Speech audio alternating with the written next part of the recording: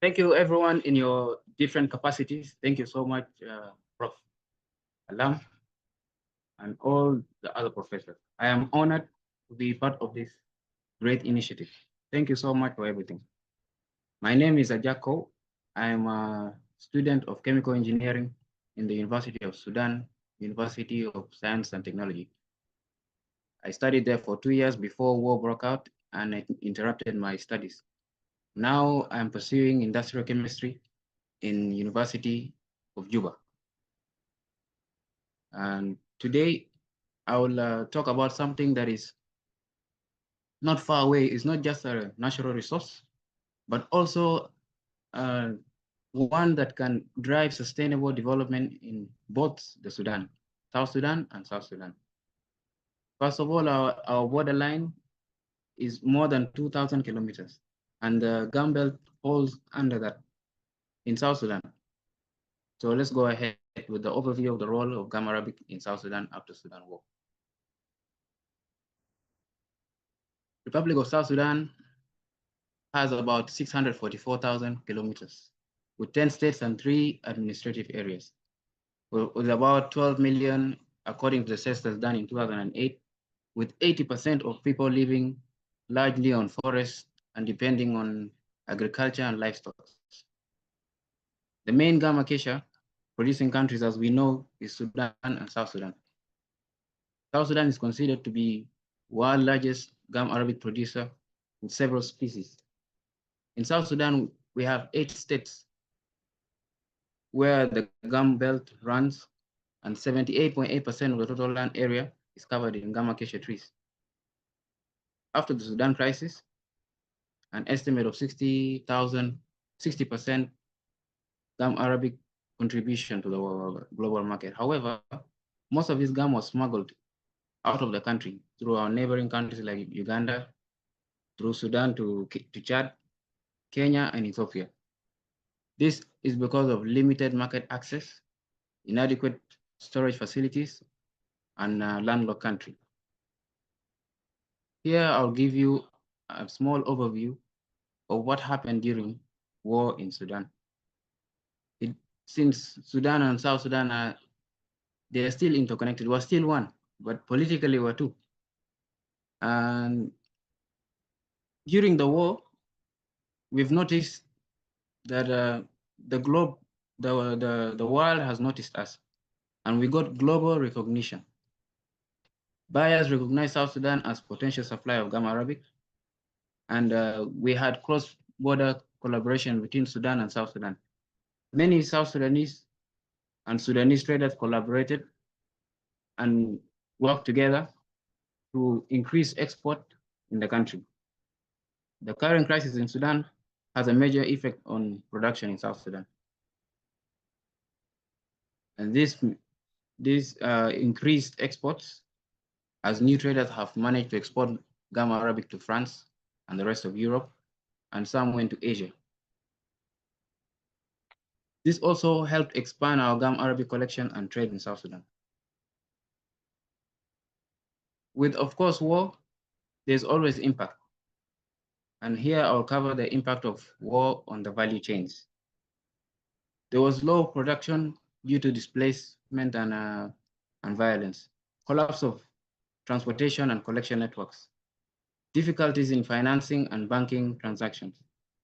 There was decline in exports and we lost market. Social impacts also on producing communities because they depended on gum arabic, especially in northern Upper Nile, where hashab is mostly produced. So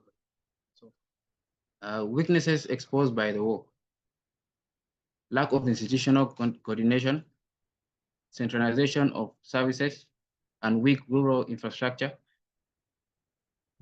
uh, poor local manufacturing, and lack of value addition, fragile marketing systems relying on foreign brokers. Challenges we face: transit and efficient export channels. Both countries have not established transit routes for easy import and export.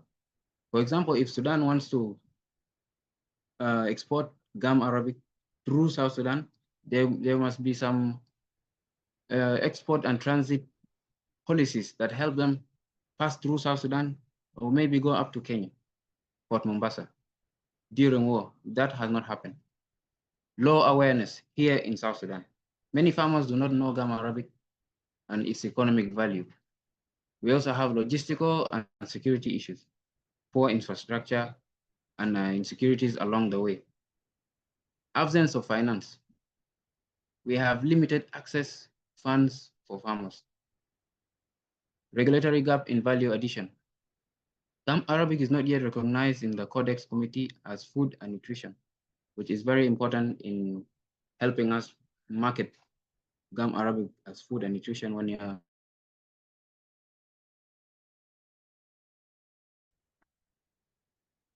What's the way forward?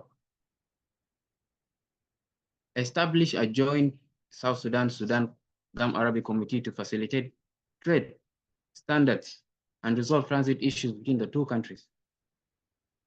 This will help us together grow and have a voice in the international market. Awareness campaigns.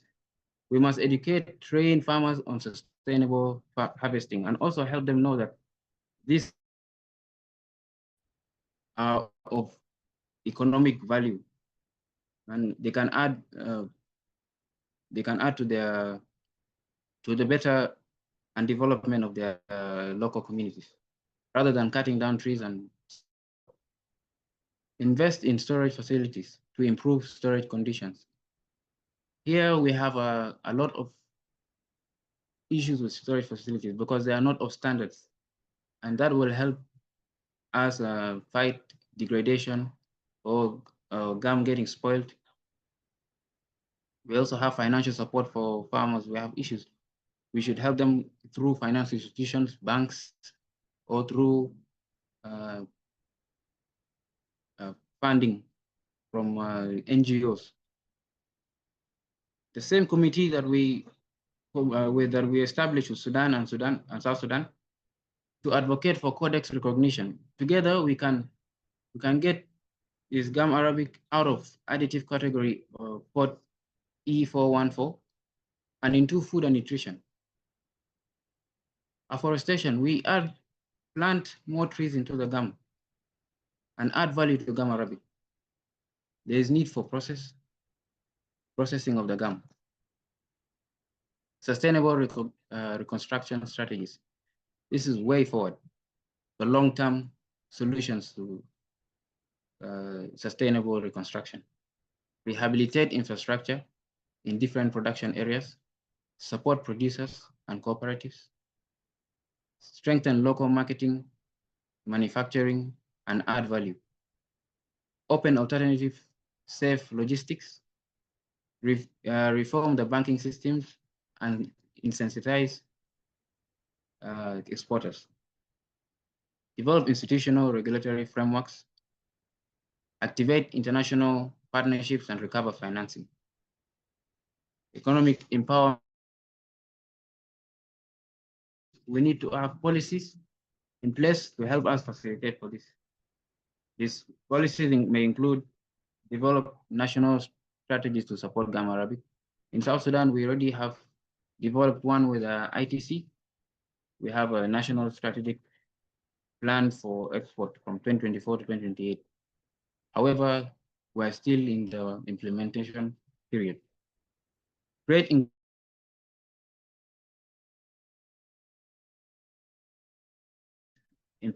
processing and exporting, ensure security and mobility in producing areas, guarantee a minimum indicative price above production cost to protect farmers from brokers, from international brokers also.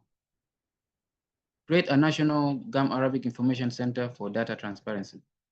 We lack a lot of information, or we don't keep data of the gum we are producing in our areas. For example, in South Sudan, we have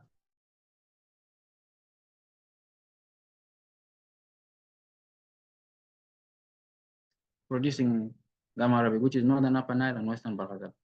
The rest of South Sudan is untapped. So we should, if we know this information and record information, we will know the amount of gum we produce per capita, the amount and how much we sell, how much is smuggled even, we can find information. Engage global institutions for research, innovation, and market access. This is a very important thing that we in South Sudan lack, research and innovation. Gum Arabic needs a lot of research, and with the help of professors here, you can do it, and you can also engage us here in South Sudan so that we can have collaborations in research and innovation and market access. Thank you for your attention. If there's any questions or comments, Umda Kou, he was here with me, next to me, to answer all the questions. Thank you very much. I am Ajak Kou, student of chemical engineering in Sudan University of Science and Technology, who's now in industrial chemistry, University of Juba. Thank you.